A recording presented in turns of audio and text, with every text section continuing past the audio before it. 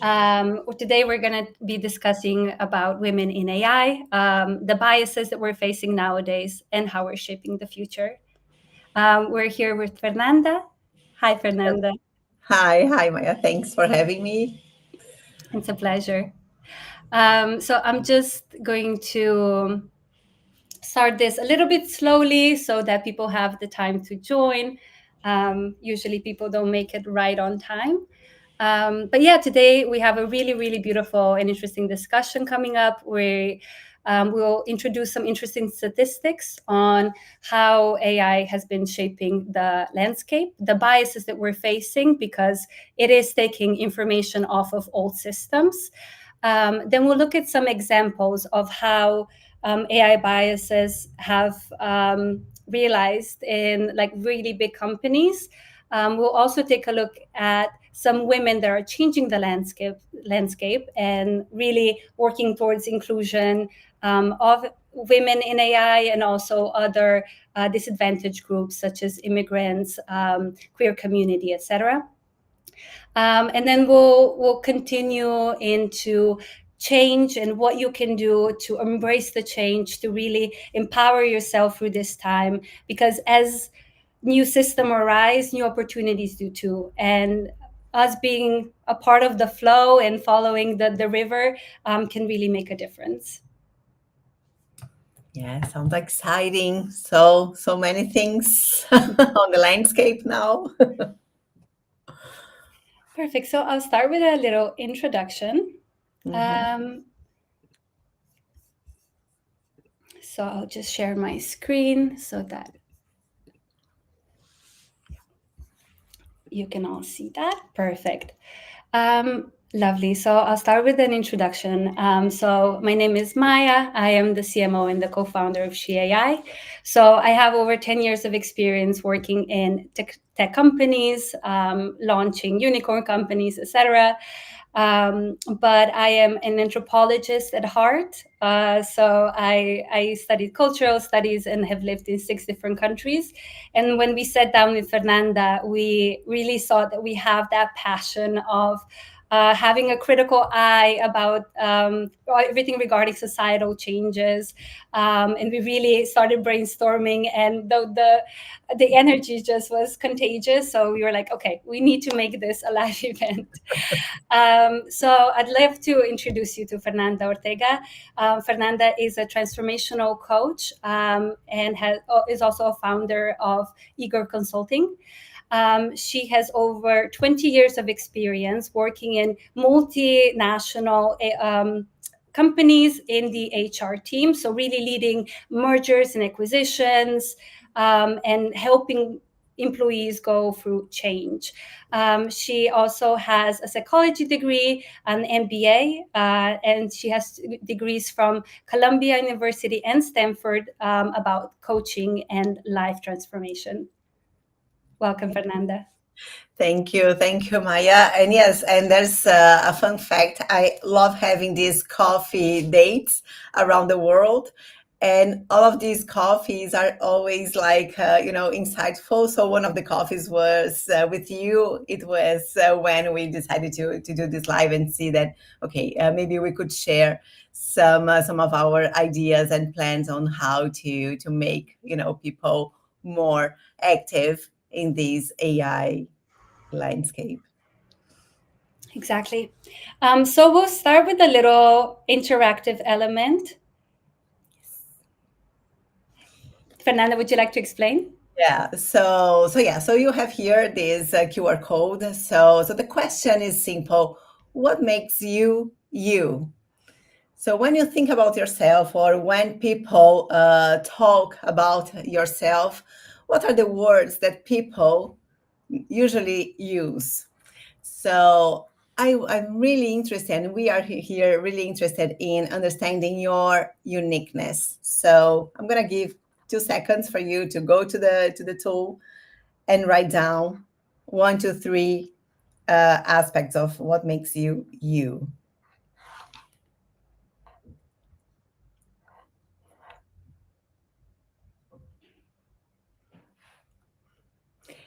And we are going to go through the results. later in our presentation. But let's just keep going, Maya. Perfect. Okay, so we're going to start with the current data landscape just to kind of understand where the gender gap really lies. So in 2023, we saw that women adopted AI 11% of women adopted AI, which jumped to 33% in 2024. This means that the change from 2023 to 2024 was threefold, which is higher than the change that men achieved, which was only double, only. So women are, when they are presented with quality education and when they're actually a part of the discussion, research shows that women are actually better at adopting AI and new technologies. So these are here are three key factors that are shaping the landscape. So one is the knowledge factor. So because women have historically been excluded from these conversation, they also have had less access to different databases of knowledge, which has excluded them from shaping the landscape of AI. Second, it's a workplace reality. So because women have traditionally not really hold leadership positions, those were tended to be designated for men. The women also had less access to really high level, high quality AI education. But the future trajectory is very positive. The research shows that by the end of 2025, women will match, if not supersede men in terms of AI adoption. And I really like this quote. So when barriers to knowledge and access fall, women don't just participate in AI revolution, they're lead it. Yeah, I love that too. So here are three examples about how AI has been biased. So the first case study that I want you to take a look at is the Amazon recruiting tool. So what Amazon did is they started constructing an AI algorithm which had 10 years of data of historical CVs. The problem was that most people that applied to Amazon were men. So the AI started actually negatively tagging words such as women or women's. So like women's chess team or tennis um, or women's private school. It would actually negatively flag it. And they tried to get rid of the bias and they actually weren't able to. So they scratched the AI development altogether. Next, I wanted to mention the MIT Media Lab situation. So Dr. Joy Bomlani, she found that when there's facial recognitions algorithms in place, they make an error of 1% when it comes to men, white men specifically, but 34% error rates when it comes to Black women. So she would actually come with a white mask and put it over her face in order to be recognized by the AI. Wow, and that happens a lot with other backgrounds, like it's a racial issue as well, and some collectives they are not properly developed in biometrics in general, so that's a big deal. Absolutely. Now, third, we're going to take a look at the Apple Score algorithm. So basically, Apple Pay, they partnered up with Goldman and Sachs in order to provide credits within their Apple Pay systems. But because the algorithm is based on historical data, women have historically received less credit. It actually started giving women again less credit, even when their credit scores matched or even were better than men's. So again, they scratched the development of that AI as well. So there are two major technical root causes that we tend to address in AI. So one is the training data bias. Let's take an example of voice recognition, because most voices, voice data points are taken from men. The voice recognition software is going to be a lot better at recognizing different male voices versus different female voices. So this is, historically, we've had more male data. And so this is now being fed into new AI systems that are being developed. The other one is future selection bias. So this one is a little bit more maybe complex, but basically, because softwares have historically prioritized men, also when it comes to what features will they develop next, they will tend to prioritize features that would favor men. So yeah, we can see this in various cases. But yeah, those are kind of like how these biases are shaping our reality and our future as well, and which is why we need more women at the table. Okay, now I wanted to take a look at 3 positive examples of women who are actually changing the narrative. So probably you won't be surprised to hear that in terms of healthcare and the AI developments within healthcare, women are actually leading the team. So women have historically been quite present in medicine, which is why maybe this industry has seen the biggest changes.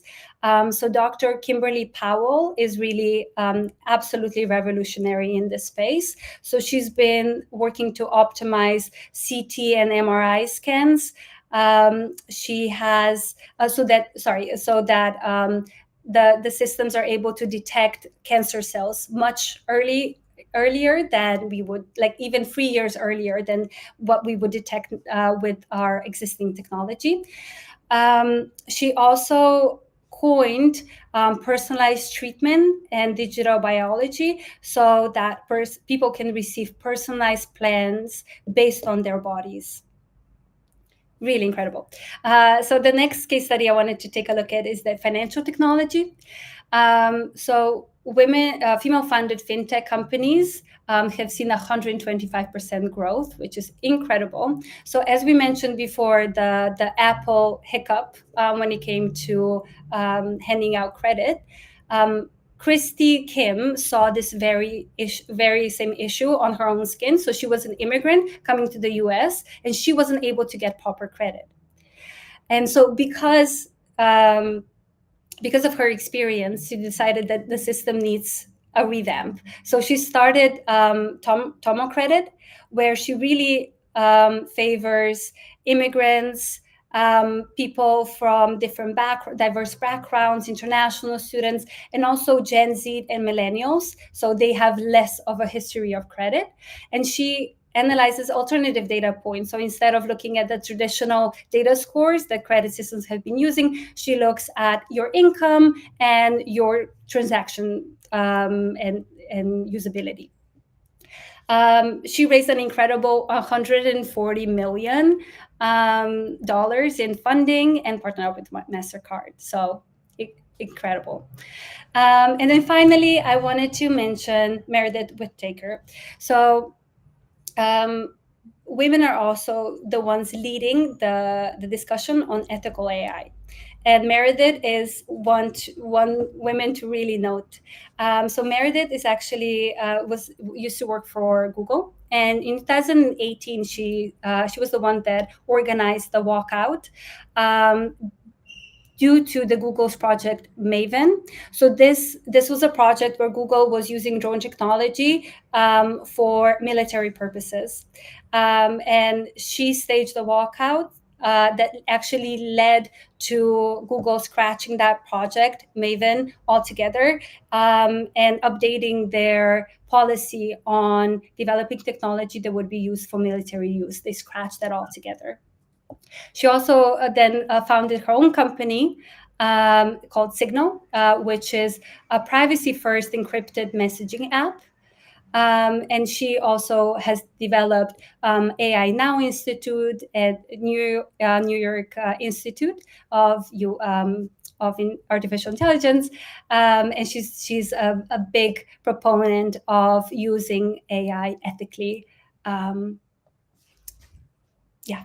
Thank you for sharing this, Maya. So even us, when we think about developing leadership and developing women in STEM in general, so we lack representation, right? So most of the time we don't have like people looking like us to give examples of success. Even among the women that are successful, they still look like the same.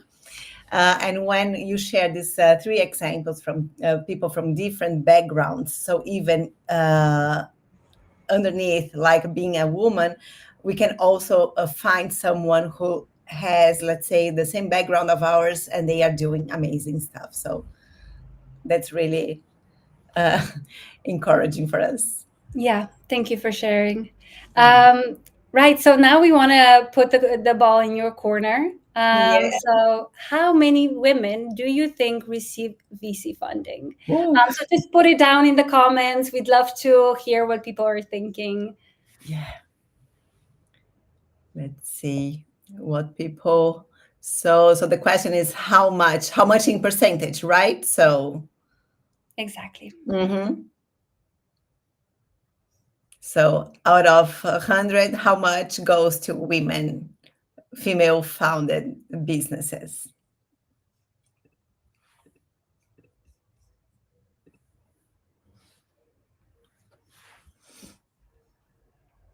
All right. I don't know if we can see the comments here, but I would bet that it's a small amount. So, let's see what it actually is. Yeah. So yeah, so thanks, Maya, for the segue here. So here, I just wanted to bring some aspects of the research. When I was okay, we've got here 10%, 5%. It's actual 2%, right? So today, on the all amount of money distributed to new ventures, new companies, yes, it's 2% of the total money available for new startups and companies. So when I was doing my research at Columbia for because during my certification in coaching, I was really interested in a niche of coaching female entrepreneurs.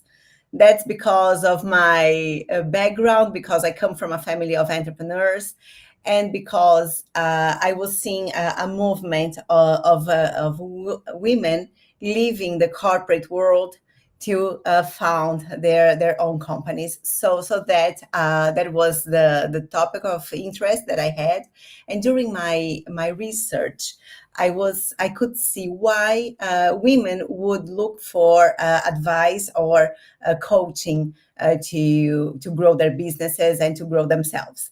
So, and then I faced two different kind of barriers. So one is the structural uh, difficulties that we face, like the structural biases. So one, I found out that yes, the tiniest amount of money is now available to women.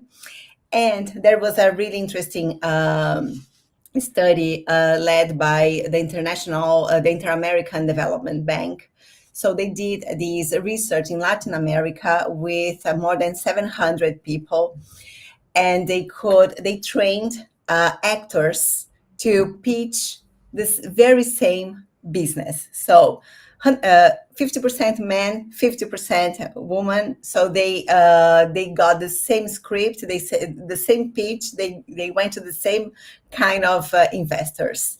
And in the end of the study, women got 18% less approvals on their pitches than men. So just because, right?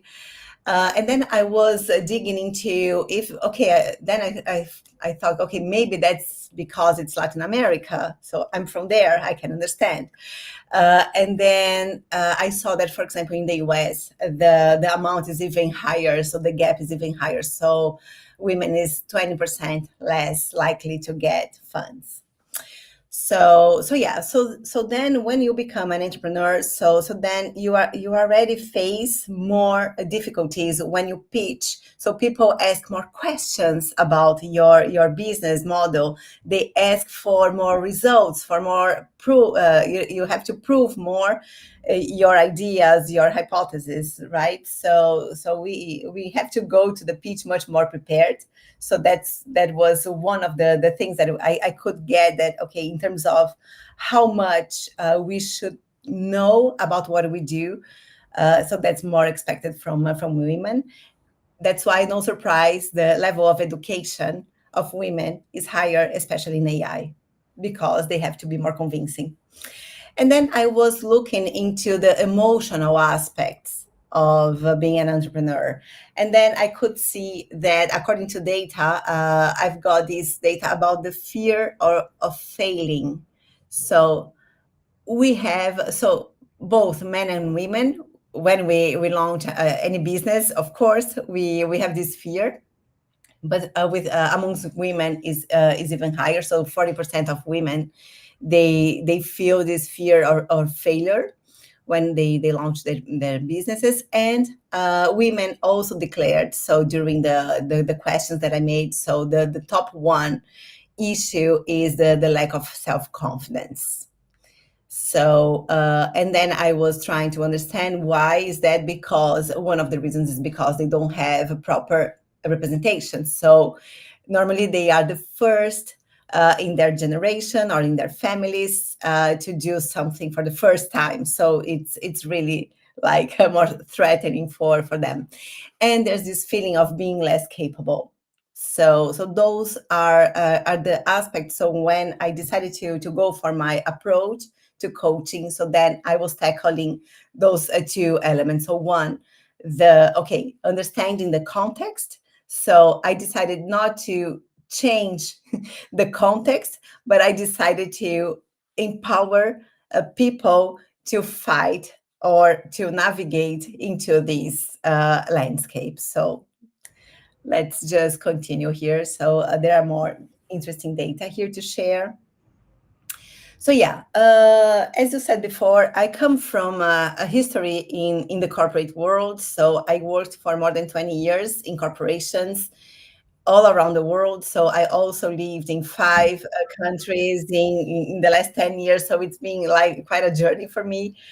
And I saw firsthand what is to be like the only woman, the only Brazilian, the youngest. So I was used to be like the minority in every groups where I was, and I found it really hard. So the more I was, like scaling the corporate ladder, the more lonely I was feeling. Until the time that okay, I decided. So I was already number one VP. So I was where most of the people would like to be, and at some point I felt so overwhelmed by my position and the lack of power in some situations that I decided to make an impact from outside. And then I saw that I wasn't alone. So there's this research by McKinsey where they did this during the pandemic. So from 2020 to 2022, they studied these amount of women leaving the corporate jobs. So 1 in 4 women, they are thinking about leaving their corporate jobs. For every 2 women being promoted to a role of director, one is going to leave in the next 2 to 5 years. So this gap is going to continue if the corporations don't do anything. And there's another, so that's, I would say, the challenge. But then there's an opportunity here because 24% of women who leave the corporations, they are not leaving the workforce. they are just thinking about doing like or making an impact from outside. So they are building their companies, and that's another opportunity for us, in these entrepreneurial context, because we are going to have more women joining us, and the women who stay in the companies, so they are going to have more support from outside to continue growing. So yeah, I saw that picture on the women leaving the jobs, building their companies, and then I could see some data. And this is quite like old now, because 2018 is pre-pandemic, so it looks like another life. But uh, there was an increase of 58% in 11 years of woman, female-based companies, right? So even with this scenario where women are trying to make an impact from outside, they are going to put their ideas into motion, and there's also a way to fill the salary gap, because when you are a consultant or a freelancer, your rates tend to be pretty much the same as as the men who are freelancers and everything. So since you can't fill the salary gap in the company, so outside we kind of charge the same. But still, uh, we've I found also these two elements. So when they get the fundings they look for, even though it's 20% less, like, or even though it's only 2% of the total amount, but when they get the money, they get higher amounts of money, and they get with lower interest rates in a longer, repayment terms. So that means that there's more trust uh, on women who own businesses, and we could see this in microcredit. So I think you have some story on anthropology that sustains these statistics. Oh yeah, one of the cultural feedbacks that I stories that I absolutely love in this regard is research shows that when you hand out money to men, they tend to use it for their own personal gains, toys, entertainment, travel, etc. But when you hand women money, it tends to trickle down. So they'll share it with their community. They'll use it for their children, for their larger community. They'll perhaps start a small business, and so that we can really see this money creating a beautiful cycle, and it keeps on reinvesting itself. Yeah, definitely. So that's some good news here to share, to say, okay, we there's a an ocean for us to navigate and to put our energy on. So let's continue talking about positive opportunity for us. Definitely. I also just wanted to mention that in this regard, it was extremely interesting to find. So, why do women actually receive the higher rates when they do get their foot through the door? Is because women tend to inflate their numbers less, and their data actually tends to be more accurate. And so, historically, women have been better at paying off their credit in the time that they promised. Yeah, yeah. Wow, that's good.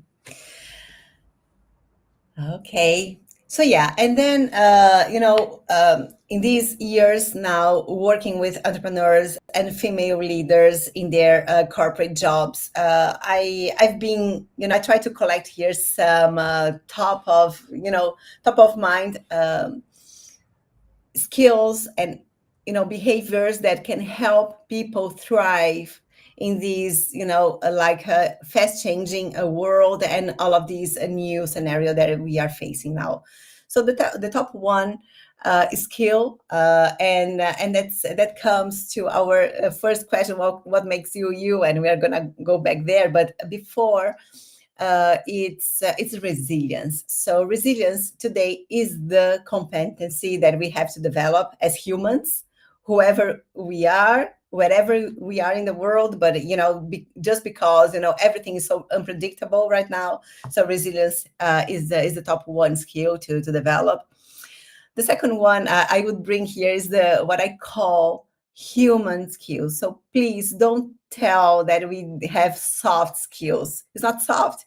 It's really hard to develop, empathy, communication, leadership. So that's what makes us humans. The other things the robots are doing right now, so all the analytical thinking, all of these, so you can outsource to AI, and then you can, as a human, use your own skills to make that something like impactful to the world. So that's why, so put yourself, and then I go back to mastering technology. So master tools and new concepts, new things for you to be in the game, and teach those resources that you learn. So please uh, share whatever knowledge you have, because we need to, again, be leaders on our narrative, in our story, in our companies.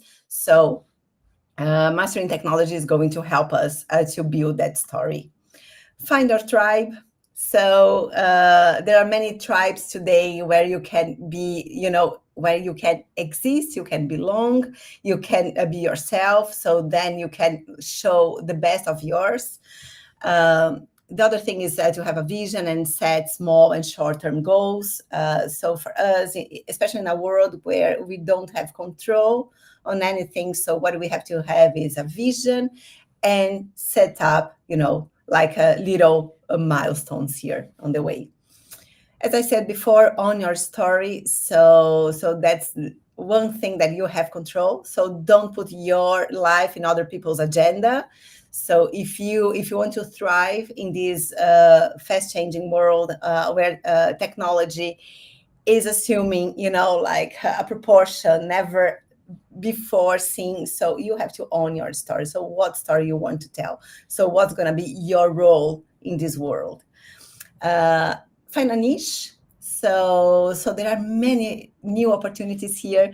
I was checking. So I graduated from college on the 2000s. So it was the year where, so young people, so you don't know that, but there was this bug that would happen with all the systems and everything. So at that time, so when I graduated, if I compare to the job posts of today, so 70% of the roles didn't exist in the 2000s. So in 25 years, so it's a totally different story. So there are new jobs, new niches, new roles, and new skills that people had to learn in the last year. So unfortunately, or fortunately, I don't know, but we are not going to have to wait another 25 years. So it's going to be tomorrow. So I'm pretty sure that in 1 year time, we are going to see job posts about things that we don't know today. No? Yes, and So AI graphic designers and AI strategists and what is data that? analysts, and there's going to be big shifts. Absolutely. Yeah, from my recruiters, friends. How can you write down a job description for that? So you have to ask AI to write for you. It doesn't So exist. Yeah. right, and that's the thing. So that I say that apply for jobs to close these gaps. So if today in your field there's a gap between male and female, go for it and apply for the jobs, even though you do not require, attend all the requirements there. Go for it. I'm pretty sure that you are going to be evaluated by your human skills as well. Go ahead. You have some very good data on this regard. Yes. Yes. So men. So when they see a job post, so if they meet 60% of the requirements, they apply for the job. Women, they only apply for the job if they meet 100%, and that's the same for asking for salary raise or for asking for a promotion. So we keep, and that's why when we go out from a college, it's 50-50. So today is that. So, and why in 10 years, there's this huge gap. So then you can see. Yeah, so ladies, don't be afraid to ask for that raise or apply for that job. Even though you're not ready for that, so the beauty is to have these, like you test your potential when you are not ready. So you intensify your studies, intensify trainings, you go for mentorship, and then you fill the gap. Absolutely. The best way to gain knowledge is for practice. Yes. I just wanted to ask for a second to share our word cloud, because I am really interested in understanding, because I spoke about uniqueness before. Yeah. And let's see what makes you, this group here, you. Let's see. Okay, we've got some words here. So yeah, so we have people interesting, navigate chaos. It's a superpower, I would say. Entrepreneur, creative, free soul, bubbly, chatty, curious, empathy, friend. You see, those are all human skills. Nobody said here data or, right? So any like coding or whatever. So it's really interesting. So what makes you you? It's what makes you human in the end of the day. So nice. So as humans, so let's go back to the presentation.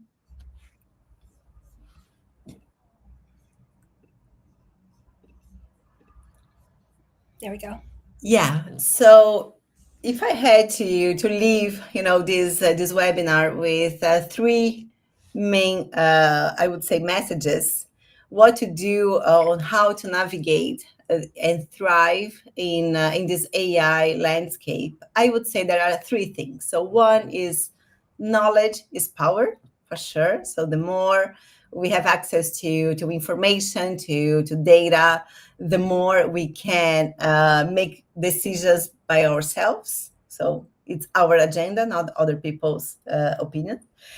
The second one is to build a strategic career positioning. So again, the career is yours. So no one knows what's going to happen to your career in 10-year time or 5 years from now. So you have to identify what routes you can take. And I'm a big fan. So who knows me know that I'm a big fan of plan A, plan B, plan C, because if life happens, you can take out from your back pocket your second plan and go for it.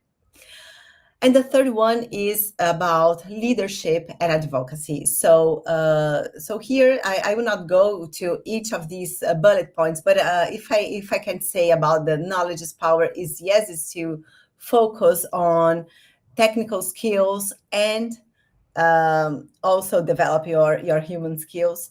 The second one on building your career positioning, yes, AI is a must, whatever field you are. So last week I was watching the launch of a new coaching platform that is meant to coach blue collars around the world. So there are 3.5 billion people who have not access to a coach, to a career coach, because it's expensive. So AI can fill that gap, for example. So I have to know that.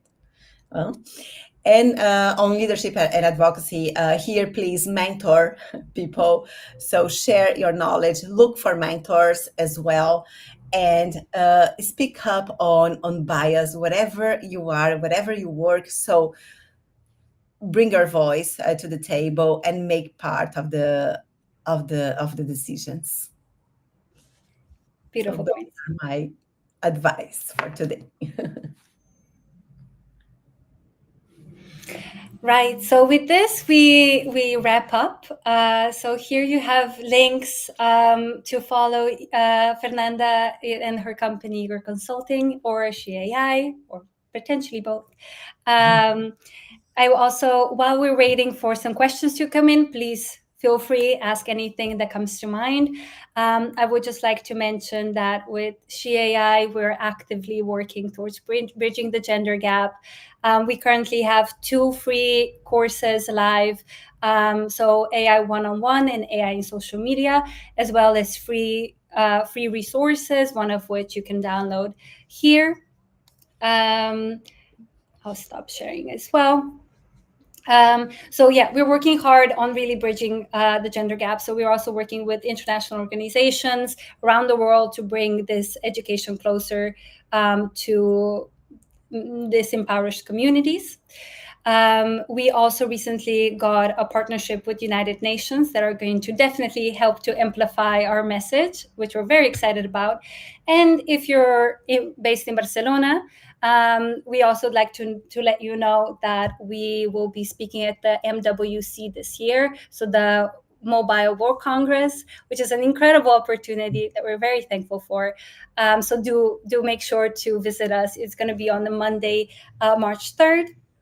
And next Barcelona, week, right? oh, sorry, In Barcelona. exactly. Yeah. And next week we have another webinar as well, which is going to be all about AI and art. So we're gonna be speaking to a beautiful designer that really is using AI in her company every day, and she's going to come with practical tips. So make sure to stay tuned for that. I'm checking the. Yeah, we've got some a We have question a here about, question. yeah, Yes. What is your biggest tip for people starting out in their career? I'll yeah. let you answer that. Yeah, sure.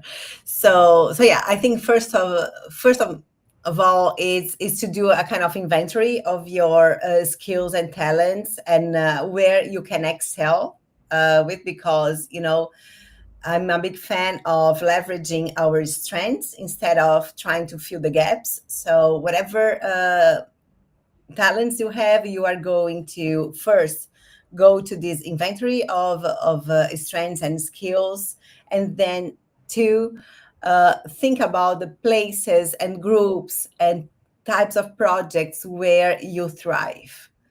And then the idea is to match both, right? So you craft your job title, you craft your job description, and you craft the kind of company you want to work for and what kind of problem you want to solve in the world. So I think this framework is really helpful for anyone starting a new career right now. Yeah, I also had a friend reach out to me recently saying like, "Hey, Maya, I really want to get into a new career, and I think like she comes from sales. I think marketing would be super cool." And I'm like, "Yes, like marketing. First of all, love it. Like, would recommend it to anybody if they're creative." But I told her like, really, where it's at is you need to learn AI skills. There are so many jobs of the future that we don't even know about Mhm. nowadays. They don't even exist, and having the AI skills today will set you apart from the rest in the future. So don't be afraid to really like search for information and educate yourself today. As we can together, we can bridge the gap. I am sure of it. Yes, yes, We have another question from Laura. Would you recommend any AI tools to improve your daily job? that's for you. That's for me. Yeah, so I mean, oof, we use such a varied landscape of AI tools. I guess what are the ones that I would like really highlight are probably Gemini. So the Mm. Google Workspace. Is just wonderful now with Gemini. So Gemini has the deep search feature, which I used today, and it searched 99 website pages for me in order to create a Google Doc with all of the information, all of the references. It's very impressive. I'm also a big fan of Whisper Flow. So this is just yeah, it's amazing. Like I don't type anymore. I literally just use Whisper Flow. So you just click a button and it will type out and transcribe your audio in real time, and it's fantastic. So answering emails or comments, or it's just instant now, and it feels a lot more organic as well. So big fan of that. And then maybe the third one that I would mention is Hey Pi. This is more of a personal usage, but Hey Pi can make trip itineraries, can act as a mentor or perhaps a therapist even. It can help to like, for instance, if you want to cook healthily, it will create like a whole meal plan for you. Like, really, it's super versatile, and it's perfect for personal use. Even better than ChatGPT, I would say. Yes, and I learned in one of your webinars that perplexity is another one that I've been using since then, and the napkin, especially Yeah. for presentations. So yeah, it's been really useful for me. Yeah, Napkin, we mentioned the She Can Challenge. It's an incredible presentation tool. So you can just highlight specific part of the text, and you will turn it into a visual representation. So that you can easily put it into your LinkedIn post or blog post or maybe ebook. You can even download it and upload it to Canva or Figma, and then apply your own branding so that everything seems consistent. An amazing tool. Yeah. So Thanks a lot. Could you write the names down? There's just a QR link for them behind you. Yeah, so definitely in this list we have all of the tools that I mentioned today. The really cool thing is as well, we applied filters, so you can access it in Google Sheets or in Notion, depending on the ecosystem you prefer. And then we have filters, so you'll find that all of them are tagged by, for instance, AI assistant or marketing, sales, web development, etc. So it makes it quite easy to navigate. good. There was another question here about any recommendation to look into, learn from for women in tech, more specifically for women in tech. Yeah, so depending on where you are in the world, there's some incredible organizations. So there's Women in AI. That's a fantastic organization that creates events around the world.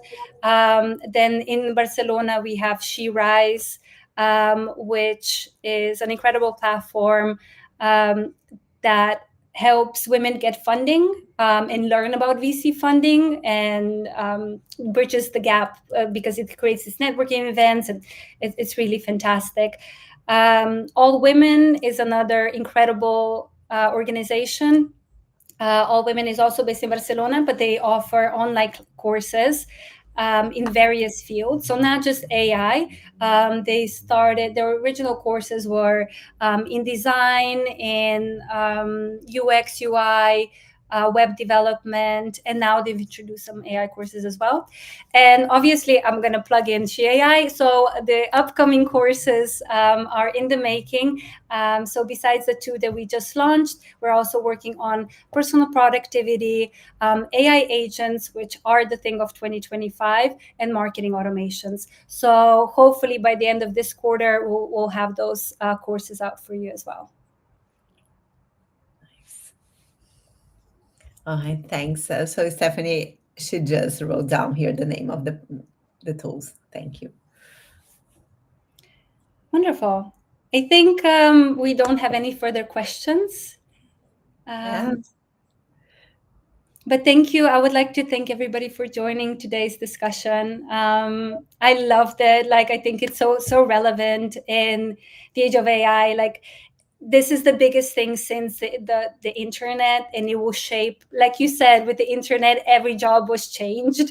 We're gonna see the same things happen now. So yeah, Yeah. let's be prepared for the future. Yeah, totally. And I think the combination of both of us. So meanwhile, I'm looking at the human side of the story, and you are looking into the tech side of the story. So I think this combination and having women supporting one another. So that's what we have to do. So combining the human elements with the tech elements is not either or, it's not one against another, so it's everybody, like lifting up together. So for me, it's a pleasure to be part of this discussion. I really wanted to thank you, Maya, for having me here. Thanks for all the nice comments we've got here in on LinkedIn. So yeah, I think it's gonna be well, it's being recorded, so hopefully people who couldn't join can like enjoy this content later on. Yes, we'll make sure to put the recording under our free resources. Thank you You, again, everybody, for joining, and thank you, Fernanda, for your very, very useful insights. thank you, likewise.